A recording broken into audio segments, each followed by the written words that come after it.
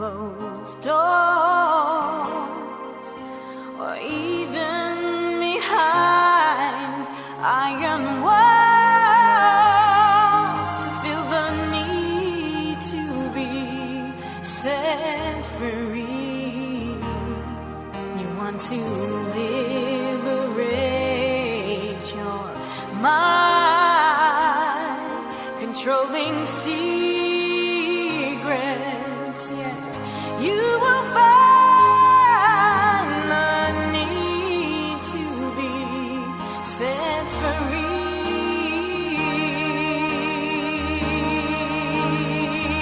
And the Lord says, captives be free, just come to me. I'll break those chains that hold you down. Hi, everybody. Welcome once again to Heroes of Hope, Tackling Substance Abuse Together. We're so glad that you tuned in with us today, and we have a very special show for you. You know, this show has been literally put together so that we can bring in all organizations and different churches and testimonies of people that are literally tackling substance abuse here in Staten Island. We don't want this epidemic to run any further than what it's already created and done to the lives of people. So we're working together to be able to combat against it. And so today we have somebody very special with us, and she's not only a special woman in the sense of what she's doing, but the reality is they're a very unique organization in reference to how they're addressing this drug epidemic and bringing their message. So I want to encourage you to tune in and stay locked in to what's going to be shared today, and it's so important. We have with us Ms. Arlene Sorkin. Pleasure to meet you. I am so glad to have you today. And she is the founder of Illuminart. And first thing I'm going to do is literally release it to her, because I believe with all my heart that I've seen one of these episodes and it is phenomenal. And they were a part of our fall event that we had with Heroes of Hope Festival. And so we're real excited about having her today, because we've been working together on different things. But I want to encourage you right now, Arlene, to just really share with the people a little more about yourself before we get into the vision and purpose of Illuminart. Okay, so my background is I'm a social worker. I have a master's degree in social work, and I did clinical practice earlier on in my career. I've done hospital social work. I've done a lot of work with people with domestic violence challenges and women with eating disorders. Those are the kinds of things. I did a lot of work with women's issues. And then I got into more community-based programming work. And at some point, I realized that I wanted to combine a couple of different things, my social work background and my love for theater. And so my daughter actually grew up working in theater, in doing things for school and dance and all kinds of things when she was growing up. And I was always there watching them produce these things, and so I learned a lot. And so I thought, you know what, we could actually do combining social work and theater production. I was actually living in Michigan when we started this. Really? I started it with my friend. Her name is Patty Seresny, and she was the co-founder. And she was an actor, director. And so we got together and said, hey, you know what, how could we bring more education to more kids in a different way? So seeing this whole thing manifest from the beginning stages, it's been really exciting to see it just bloom, right? Yeah, especially since I moved to Staten Island in 2005. And I really had to do a lot of research to see what the issues were here and how we might be able to address them specifically. And so I actually had another job at the time, but I realized at some point that we really needed to address a lot of things here. And we started with bullying and violence prevention. And then as we found out more about the teen use of alcohol here, and also, unfortunately, the drug epidemic that's happening, we were like, okay, now we need to get into this. Well, that leads me to my next question, to be honest with you, in reference to what are your thoughts concerning what's been happening with this drug epidemic here in Staten Island. You know, we're both a part of TISA, and so we get to see a lot of statistics and surveys and all these different things, and I know it's blown my mind in reference to what I've been experiencing on this island. But what are your thoughts concerning what you see? Well, it's very sad. I mean, just to see the numbers of overdose deaths are just, you know, it seems you hear about another one every other day, and I think that is actually what's happening. The statistics for Staten Island are very, very high. I have 2 grandchildren growing up here, and to me, it's important for this to be, you know, somehow, hopefully eradicated by the time, you know, they get to high school. You know, one's in preschool and one's in elementary school, but it's very scary. You know, and you coming out of a social work, you know, background, outside of those individuals that are on drugs and caught up in this web of addiction, there's a lot of grandmas, like you're saying, you know, there's a lot of grandmas, grandpas, and moms and dads that have been devastated behind this also. And this is why we created a show like this and do what we do in reference to touching the lives of people, not just to raise awareness, but to actually help people find a place of healing in that. And you've had a very unique way of being able to bring your message across. You know, a lot of us are out there trying different approaches with counseling and one-on-one peer counseling and life coaching and helping people go into detox and all that.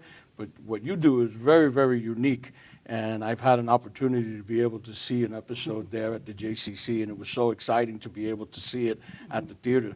And I want to encourage you to share with us the vision of what it is that you do with Illuminart. So we really, in a nutshell, provide education through theater and theater education. And what I mean by that is that we have productions that we travel to schools and community organizations with that are about various different topics. And then we also do a write-a-play program for students in schools. We do school residencies. And usually the write-a-play program will focus on, first of all, it does teach them the elements of a play, and how to write plays and how to collaboratively as a class work on those things. It actually really, schools bring us in for different reasons. Sometimes it's because they want to enhance language arts skills. For instance, we do a write-a-play program at PS 16 where they have a lot of English as a second language classes. And so we do K to 5 English language learners classes with write-a-play to improve their language skills. Awesome. But we also can focus write-a-play on particular topics. So, for instance, we just recently worked with United Activities Unlimited after-school programs in 5 of their South Shore schools where the drug epidemic, unfortunately, seems to be probably the epicenter is there. And so we worked with students to write plays about social, emotional growth, and specifically making choices, making healthy choices.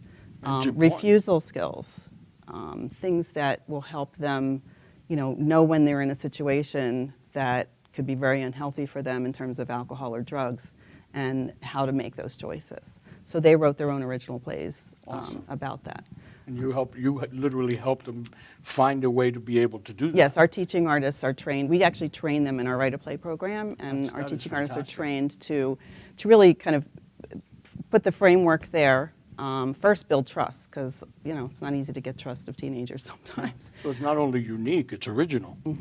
It's coming right out of the heart of the kids. Yes, in the exactly. schools. Yeah, That's and powerful. they're expressing exactly what they're feeling, and then they're teaching their peers, because then they perform that for the other students in their So programs. they're sending their own message. Right. That's pretty So awesome. they become really peer leaders. What kind of what in reference to some of the productions you've created? I know I've seen a couple of them. What are the detail of some of them that you've put together? Maybe you could share more details about some of them. Sure. I feel like I want to do it. Right. Yeah, because I enjoyed. There's 2 of them that I really, really like. Right, right. But why don't you share a little more for the audience so they can get a better understanding that it's great that you're impacting the kids in the public school system and things like that, but the message behind these productions you're doing are tremendous. Right. So we have now, I think, 6 plays that we do in the community for schools and community organizations. We had first started out, like I said, with bullying and violence prevention, but we've moved on to probably more performances of the original plays that we wrote with students at Wagner High School. Right. So we had theater classes at Wagner High School, and a few years ago we wrote the first one called Truth in Excess, which is about the consequences of underage and excessive drinking, because those are two very big problems on Staten Island. And what we do when we write a play like that, we actually collaborated with TISA, the Tackling Youth Substance Abuse Initiative, and their staff helped us educate the kids in those classes about what the statistics are, what the effects of those are, why it's so devastating to people and families. And then we did our write-a-play program with those students, and they came up with all the concepts for all the themes and the scenes that are in the show. With Truth in Excess, a lot of our shows are vignettes. Truth in Excess is a storyline through. And they decided that that one of the worst consequences that could happen is if teens are drinking and they get into a situation where they didn't mean to have sexual relations, but they did because they didn't have the awareness of what they were doing. And then there are consequences of that. What are they? Sexually transmitted diseases, pregnancy. I mean, so there are a lot of things that they need to think about going into that. We found out that high schools were fine with that particular storyline. Middle schools weren't. So we did a little adapting, and the consequence of the middle school curriculum in that play is that the kids get drunk, they want to, get close to each other, they find a car that they break into, and then they get arrested. Wow. So that's the consequence in the middle school version. And these storylines didn't come from adults. These are things that the kids were saying. Oh, yeah. That they would actually have done or did, or it's pretty amazing. Yeah. What about the one prescription? Yes, prescription for addiction. Oh, Yeah, so that was written excellent. actually with the same group of Wagner High School students. Again, with information from TISA. And they wrote different vignettes, really, in this play about situations that involve drugs. We called it Prescription for Addiction because it focuses a lot on prescription drugs, and then how that, I think it's now the statistic is 75% of the time, ends up in heroin use. And so that's really huge issue. Once they can't get the prescription any longer, they're addicted now to the specific drug, and the addiction doesn't go away because the prescription went away. Right. But now they're in search of a new high, and the comparison is pretty much heroin, which they can find on the street. Right. And it's the scariest thing, because now you're experimenting with something that's not coming out of a bottle. It's coming out of a bag, and you don't know what's in it. And you don't know what's in it. And yeah, we focus a lot. We have a scene where we stage a game show, and the contestant has to make some decisions about what he wants to do, and in the end, he chooses heroin. And the drug dealer, basically tells him that now what you owe me is your life. Wow. And a lot of the information that we get through in that play has to do with, how dangerous it can be. That you may think you're trying heroin, but fentanyl has been mixed in. Yeah. And unbelievably, when I heard this, I just was like, really, you got to be kidding me. The drug dealer actually sees that as a positive if someone dies. Absolutely. Because it kind of makes him look like he's got the best stuff. The mindset of a drug addict would be, let's say, out of every 10 bags, let's say one bag was spiked, they would turn around and either have an overdose towards fatality or at least an overdose to person's very sick, and the rest of society that's addicted would pretty much say that's the good stuff, and they'd flock to it. Right. So one person going through a funeral is actually good for business in the mentality of a drug dealer. And so, yeah, you're And when you absolutely think right. about how upside down that is, it's just Yeah, it is. mind-blowing. It's definitely yeah. upside down. but there's devastated families behind it all. Right. You know, every one person, if it's a young person or older person, there's an attachment of siblings, of parents, of grandparents, and it doesn't stop. There's so many hurting people that are here in Staten Island right now. And I Right. know it's true New York, but the emphasis we have in reference to everything we're doing in collaboration and individually is to save our people, you know, Right. touch the lives of our people here in Staten Island. And everything that you're doing is so unique. And I love it because of the uniqueness of what you bring. And I mean, a for lot us, of people, it's about prevention. Yeah. A lot And of raising awareness right, raising awareness and starting a conversation. That's really probably without talking to them, right, because they're actually watching and it's communicating. right. So you're not like sitting down the way we are now. They're watching a show and getting a message. That's tremendous. But then we also, I mean, really our goal, and schools allow us a different amount of time to do this. Right. We would love 45 minutes after every show to do a Q&A because it takes about 15 minutes for kids especially to warm up. And then they start asking the hard questions. Yeah. And then if we have 45 minutes, it's great. A lot of times we have 20 minutes. But we do try to have as much of a conversation as we can. And then we leave schools with a discussion guide. Yeah. That's about, it goes scene by scene. This is pretty awesome.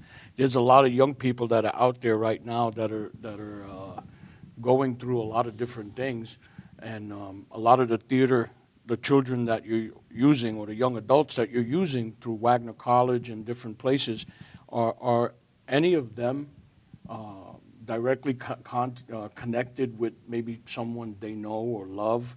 Or, you know, have you heard any testimonies? Because some of the kids might be in theater, but don't really have a connection with Almost- anything that's going yeah. on. But these Almost people, are everybody. they passionate like that Yeah. because of something? Well, almost everybody. I mean, Really? you know, we started out with bullying and violence prevention, so every one of our company members that we attracted at the beginning had been bullied sometime in their life. And that's Right. usually the first question that the audience asks.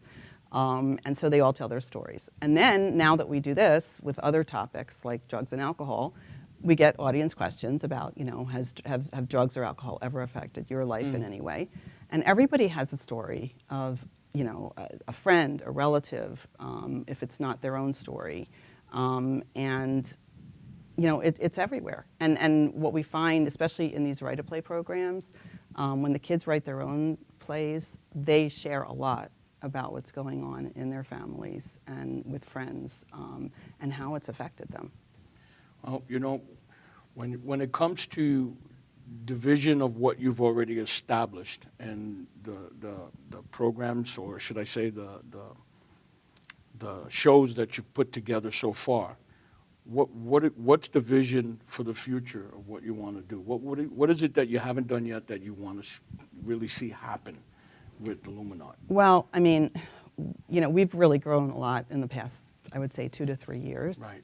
Exponentially. I mean, every year double, triple the size of the Awesome. numbers of programs that we're doing. We did 65 performances this school year, which is coming to an end June 30th. That's awesome. And we had 17 school residencies with our write-a-play program. So we also actually, by the way, work with senior adults. We do write-a-play with them, Really? which is really fun because they're really uncensored. They will say anything about anything, and it's really great. We have a lot of fun with They're them. not worried about what people think. No, That's what it is, you know? no, unfiltered. But yeah, and I would say, first of all, expanding as much as we can so that we reach as many people as we can. Right. But we're always looking for new topics, and because we've worked with Wagner High School in the past, we went back and said, what do you think we should be focused on?